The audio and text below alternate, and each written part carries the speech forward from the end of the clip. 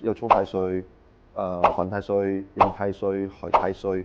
咁樣正式嚟講，我哋都係沖太歲同埋值太歲即係老鼠啦、龍蝦啦，我哋要解釋點解要沖。其實太歲係個木星大嘛，木星嚇，所以佢壓迫到你，你咪好似有個壓力咯。所以沖太歲個人肯定壓力噶嘛，亦都係改變年份嘛。咁如果你覺得你好慘嘅，今年你肯定好慘啦。所以要咩嘢？正面思想，think of positive 嚟幫助到你呢個太歲。太歲係你老細，咁你見到你老細 ，yes boss，你有咩問題？咁你喺太歲年俾人炒係因為你懶，你平時一路食蛇，太歲年你老細睇住你啦，你繼續食蛇，你肯定蛇硬死硬。咁如果你一路你勤力嘅，老細睇唔到你，但係今年跟住勤力，你老細見到你，你喺今年加人工喎。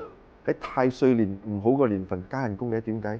原因老細係太歲，太歲有一個事事指咗啦，睇住你做工，你工作有表現，平時冇睇到你嘅，今日睇到你做。